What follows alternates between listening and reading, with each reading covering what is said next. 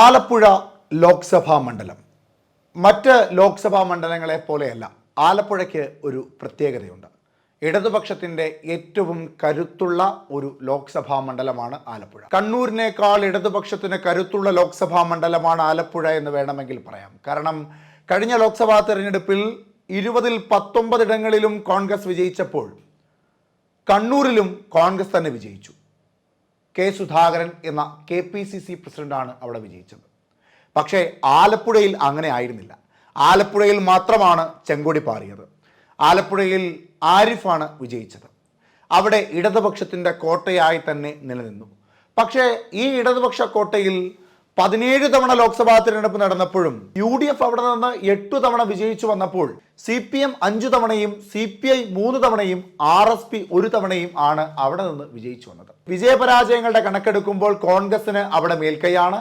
പക്ഷേ ശക്തമായ പ്രസ്ഥാനം ആലപ്പുഴയിൽ ഏതാണെന്ന് ചോദിച്ചാൽ അത് LDF ആണ്, അല്ലെങ്കിൽ ഇടതുപക്ഷമാണ്. പുന്നപ്രയുടെയും വയലാറിൻ്റെയും ഒക്കെ ചരിത്രമുറങ്ങുന്ന ആലപ്പുഴയുടെ ഭൂമികയിൽ എല്ലാ കാലത്തും പാറിപ്പറന്നിരുന്നത് ചെങ്കൊടിയാണ്. ആലപ്പുഴ ജില്ലയുടെ പ്രത്യേകത അനുസരിച്ച് നോക്കുമ്പോൾ ആലപ്പുഴ ജില്ലയിൽ ഹരിപ്പാടാണ് കോൺഗ്രസിന് ഒരു മേൽക്കൈയും നിലയുറച്ചു നിൽക്കാൻ കഴിയുന്ന ഒരു നിയോജക മണ്ഡലവും ഉള്ളത്. നിയമസഭാ തെരഞ്ഞെടുപ്പിൽ ഹരിപ്പാട്ടിൽ മാത്രമാണ് വ്യക്തമായ ഭൂരിപക്ഷത്തോടു കൂടി കോൺഗ്രസ് വിജയിച്ചതും. ബാക്കി എല്ലായിടങ്ങളിലും LDF ആയിരുന്നു. അതായത് മൊത്തമായി നോക്കുമ്പോൾ ആലപ്പുഴ ഒരു ഇടതു മണ്ണാണ്. പക്ഷേ അവിടെ കോൺഗ്രസ് ആണ് ഏറ്റവും കൂടുതൽ തവണ ലോക്സഭാ തെരഞ്ഞെടുപ്പിൽ വിജയിച്ചു വന്നത്. ഇനി കോൺഗ്രസിന് ഇത്തവണത്തെ ലോക്സഭാ തെരഞ്ഞെടുപ്പിൽ 20-ൽ 20 സീറ്റുകളും നേടണം എന്ന ഉറച്ച തീരുമാനമുണ്ട്, അല്ലെങ്കിൽ ഉറച്ച ബോധ്യമുണ്ട്. അതുകൊണ്ട് തന്നെയാണ് കോട്ടയം തങ്ങൾക്ക് വേണമെന്ന് ജോസഫ് വിഭാഗം വാശി പിടിച്ചപ്പോൾ ഒറ്റ ആവശ്യം മാത്രമേ കോൺഗ്രസ് മുൻപോട്ട് വെച്ചുള്ളൂ, അല്ലെങ്കിൽ UDF മുൻപോട്ട് വെച്ചുള്ളൂ. അതായത് വിജയ സാധ്യതയുള്ള സ്ഥാനാർത്ഥി ആയിരിക്കണം അവിടെ മത്സരിക്കാൻ. കോട്ടയം കൈവിട്ട് കളയാൻ തയ്യാറല്ല UDF എന്നതാണ് അതിൻ്റെ സാരാംശം. അപ്പോൾ ആലപ്പുഴയിൽ കോൺഗ്രസ് ഏത് ശക്തനായ സ്ഥാനാർത്ഥിയെ മത്സരിപ്പിക്കും? KC വേണുഗോപാൽ ആയിരുന്നു അവിടെ വിജയിച്ചു വന്ന അവസാനത്തെ കോൺഗ്രസ് സ്ഥാനാർത്ഥി. VM സുധീരൻ അവിടെ നിന്ന് വിജയിച്ചു വന്ന സ്ഥാനാർത്ഥിയാണ്. VM സുധീരനും വക്കം പുരുഷോത്തമനും ശേഷം KC വേണുഗോപാലിനും ഒക്കെ ശേഷം ആരായിരിക്കും ഇത്തവണത്തെ ലോക്സഭാ തെരഞ്ഞെടുപ്പിൽ അവിടുത്തെ വിജയിച്ചു വരേണ്ട കോൺഗ്രസ് സ്ഥാനാർത്ഥി? അല്ലെങ്കിൽ ആരായിരിക്കും ഷാനിമോൾ ഉസ്മാന് ശേഷം 2024-ലെ ലോക്സഭാ തെരഞ്ഞെടുപ്പിൽ കോൺഗ്രസിനെ പ്രതിനിധാനം ചെയ്തുകൊണ്ട് മത്സരിക്കുവാൻ പോകുന്നത്? നിരവധി പേരാണ് കോൺഗ്രസിൻ്റെ പട്ടികയിലുള്ളത്, കോൺഗ്രസിൻ്റെ പരിഗണനയിലുള്ളത്. അതിൽ ഏറ്റവും പ്രാധാന്യത്തോടുകൂടി KC വേണുഗോപാൽ അടക്കമുള്ള നേതാക്കന്മാർ മുൻപോട്ട് വയ്ക്കുന്ന ഏറ്റവും പ്രധാനപ്പെട്ട പേര് ചലച്ചിത്ര താരം സിദ്ദിഖിൻ്റെ പേരാണ്. ഇനി സിദ്ദിഖ് എങ്ങനെ ആലപ്പുഴയുടെ സ്ഥാനാർത്ഥിയാകുന്നു, കോൺഗ്രസിൻ്റെ സ്ഥാനാർത്ഥിയാകുന്നു? സിദ്ദിഖ് ഒരു സിനിമാ താരമല്ലേ? രാഷ്ട്രീയപരമായി എന്ത് പ്രാധാന്യമാണ് സിദ്ദിഖിന് ആലപ്പുഴയിലുള്ളത്? അതാണ് പരിശോധിക്കേണ്ടത്. നിലവിലത്തെ സാഹചര്യത്തിൽ കോൺഗ്രസിന്റെ പക്കലില്ലാത്ത ഒരു സീറ്റ് എന്ന തലത്തിൽ ആലപ്പുഴ തിരിച്ചുപിടിക്കുക എന്നത് കോൺഗ്രസിന് ഏറ്റവും പ്രധാനപ്പെട്ട ഒരു കാര്യമാണ്. അതുകൊണ്ട് തന്നെ ഒരു പരിചിതമല്ലാത്ത മുഖത്തെ പരിചയപ്പെടുത്തി വിജയിപ്പിച്ചെടുക്കുക എന്നുള്ളത് ശ്രമകരമായ ഒരു കാര്യമാണ്. KC വേണുഗോപാൽ എന്തായാലും ഇത്തവണ ആലപ്പുഴയിൽ നിന്ന് മത്സരിക്കുവാനുള്ള സാധ്യതകൾ വളരെ വളരെ വളരെ കുറവാണ്.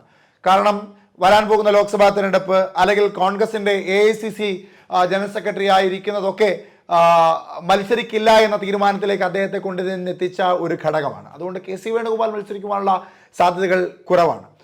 പിന്നീട് അവിടെ മുസ്ലിം കാൻഡിഡേറ്റിനെ വെക്കുക, കോൺഗ്രസിന്റെ ഒരു മുസ്ലിം കാൻഡിഡേറ്റിന് ലോക്സഭാ തെരഞ്ഞെടുപ്പിൽ ഒരു സീറ്റ് കൊടുക്കുക എന്ന ആവശ്യം മുൻപോട്ട് വരുമ്പോൾ പരിഗണിക്കേണ്ടത് ഒരു മുസ്ലിം കോൺഗ്രസ് സ്ഥാനാർത്ഥിയായിരിക്കും. കണ്ണൂരും ആലപ്പുഴയുമാണ് അങ്ങനെ വലിയ സ്ഥാനാർത്ഥി പിടികളില്ലാത്ത, അല്ലെങ്കിൽ നിലവിലുള്ള MP-മാർ തന്നെ മത്സരിക്കട്ടെ എന്ന ധാരണയുടെ പുറത്ത് മത്സരിക്കുന്ന ലോക്സഭാ മണ്ഡലങ്ങളിൽ ആലപ്പുഴയിൽ ഒരു MP കോൺഗ്രസിന് ഇല്ലാത്തത് കൊണ്ട് അവിടെ ഒരു മുസ്ലിം സ്ഥാനാർത്ഥിയെ വെക്കാം, ഒരു കോൺഗ്രസ് മുസ്ലിം സ്ഥാനാർത്ഥിയെ വെക്കാം എന്ന ഒരു തീരുമാനം കോൺഗ്രസിന്റെ ഭാഗത്തുനിന്നുണ്ടാകുന്നു. പിന്നീടുള്ളത് കണ്ണൂരാണ്. അവിടെ K സുധാകരൻ മത്സരിക്കുന്നില്ല എന്നൊരു തീരുമാനമെടുത്ത് നിൽക്കുന്നത് കൊണ്ട് തന്നെ കണ്ണൂരിലാണ് പിന്നെ ഒരു മുസ്ലിം കോൺഗ്രസ് സ്ഥാനാർത്ഥിയെ നിർത്തുവാൻ കഴിയുക.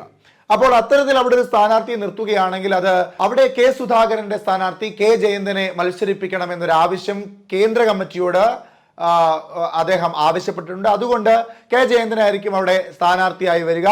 അപ്പോൾ അവിടെ ഈഴവ പ്രാതിനിധ്യമായി മാറുകയാണ്. പിന്നീട് സാധ്യതയുള്ളത് ആലപ്പുഴയാണ്. അതുകൊണ്ട് ആലപ്പുഴയിൽ ഒരു കോൺഗ്രസ് മുസ്ലിം സ്ഥാനാർത്ഥിയെ മത്സരിപ്പിക്കുവാനായിരിക്കും സാധ്യത കൂടുതൽ. അതുകൊണ്ടുകൂടിയാണ് ആലപ്പുഴയിൽ സിദ്ദിഖിനെ പരിഗണിക്കുന്നത്. സിദ്ദിഖ് പ്രശസ്തനായ ഒരു സിനിമാ നടനാണ്. അതുകൊണ്ട് തന്നെ പരിചയപ്പെടുത്തേണ്ട ആവശ്യമില്ല. കോൺഗ്രസിനോട് വലിയ അടുപ്പം പ്രകടിപ്പിക്കുന്ന ഒരു സിനിമാ താരമാണ്. ഒരു രാഷ്ട്രീയത്തോടൊക്കെ രാഷ്ട്രീയ വീക്ഷണമുള്ള, രാഷ്ട്രീയത്തോട് താല്പര്യമുള്ള ഒരു സിനിമാ നടനാണ്.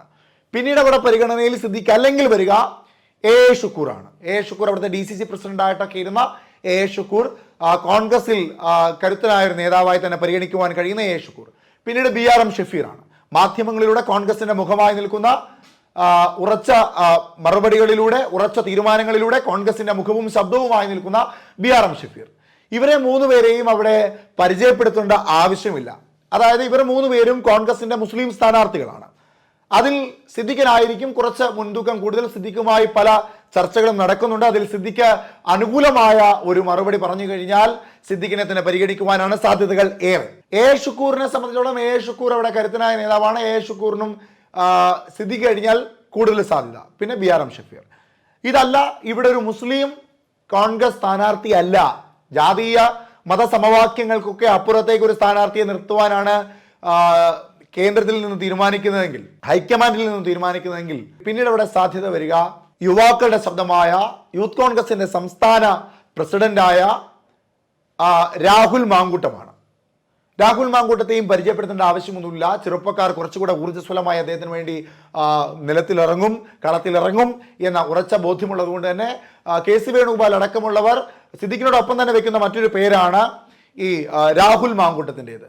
അപ്പോൾ കോൺഗ്രസിന്റെ ആലപ്പുഴയിലെ പട്ടിക ഇങ്ങനെയാണ്. രാഹുൽ മാങ്കൂട്ടവും പരിഗണനയില്ലെങ്കിൽ പിന്നീട് ഇവിടെ പരിഗണിക്കുവാൻ സാധ്യതയേറെയുള്ളത് ജനസമ്മതനായുള്ള KPCCയുടെ ജനറൽ സെക്രട്ടറിയായ, ആലപ്പുഴ ജില്ലയിലേക്ക് മത്സരിച്ച് ആലപ്പുഴ കൃഷ്ണപുരം ഡിവിഷനിൽ മത്സരിച്ച് വിജയിച്ച KPCC ജനറൽ സെക്രട്ടറിയായി നിലനിൽക്കുന്ന KP ശ്രീകുമാറിനായിരിക്കും പിന്നീട് സാധ്യതയുള്ളത്.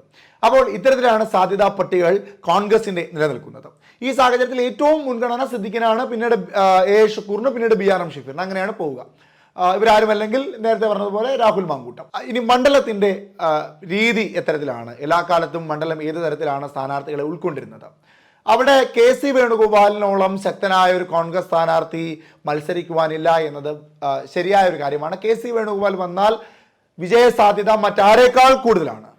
അവിടെ KC വേണുഗോപാൽ നിർത്തിയ സ്ഥാനാർത്ഥിയായിരുന്നു ഷാനിമോൾ ഉസ്മാൻ. പക്ഷേ KC വേണുഗോപാലിനോടൊപ്പം പിടിച്ചു നിൽക്കുവാനൊന്നും ഷാനിമോൾ ഉസ്മാന് സാധിച്ചില്ല. കഴിഞ്ഞ തവണത്തെ ലോക്സഭാ തെരഞ്ഞെടുപ്പിൽ AM ആരിഫിനുണ്ടായിരുന്നത് 4,45,981 വോട്ടുകളായിരുന്നു.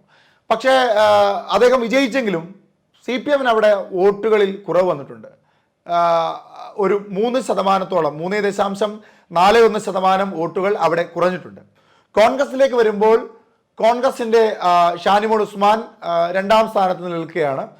ഷാനിമോൾ ഉസ്മാൻ കരസ്ഥമാക്കിയ വോട്ടുകൾ 4,35,496 വോട്ടുകളാണ്. അത് അവിടെ 6% വോട്ടുകളുടെ കുറവ് കോൺഗ്രസിനുണ്ടായിട്ടുണ്ട്. BJPയുടേത് രാധാകൃഷ്ണനായിരുന്നു, ഡോക്ടർ KS രാധാകൃഷ്ണൻ. അദ്ദേഹം 1,87,729 വോട്ട് കരസ്ഥമാക്കിയിട്ടുണ്ട്. 17% വോട്ട് വർധനവ് ആലപ്പുഴയിൽ BJPക്ക് ഉണ്ടായിട്ടുണ്ട്. കോൺഗ്രസിന്റെ വോട്ടിന്റെ എണ്ണം അവിടെ കാലാകാലങ്ങളിൽ കുറഞ്ഞു വരാറുണ്ട്. അപ്പോൾ ശക്തനായ ഒരു സ്ഥാനാർത്ഥിയെ തന്നെയായിരിക്കണം കോൺഗ്രസ് അവിടെ നിർത്തേണ്ടത്. അപ്പോൾ ഈ സ്ഥാനാർത്ഥി പട്ടികയിൽ ഏറ്റവും അനുയോജ്യനായ സ്ഥാനാർത്ഥിയെ കോൺഗ്രസ് അവിടെ മത്സരിപ്പിക്കുവാനാണ് സാധ്യത. അങ്ങനെയാണെങ്കിൽ ഈ സ്ഥാനാർത്ഥി പട്ടികയിൽ ഇപ്പോൾ നമ്മൾ സിദ്ദിഖ് മുതൽ KP ശ്രീകുമാർ വരെയുള്ള സ്ഥാനാർത്ഥി പട്ടിക പറഞ്ഞു. ഇതിൽ ആര് മത്സരിച്ചാലാണ് ഇടതുപക്ഷത്തെ തകർത്തെറിഞ്ഞ് 8 തവണ വിജയിച്ചു എന്ന റെക്കോർഡിനെ മറികടന്ന് 9ാമത്തെ തവണ കോൺഗ്രസിനോട് വിജയിക്കണമെങ്കിൽ ആരെ സ്ഥാനാർത്ഥിയാക്കുന്നതായിരിക്കും കോൺഗ്രസിന് ഏറ്റവും അഭികാമ്യം? നിങ്ങളുടെ അഭിപ്രായം കമന്റ് ബോക്സിൽ രേഖപ്പെടുത്തുക.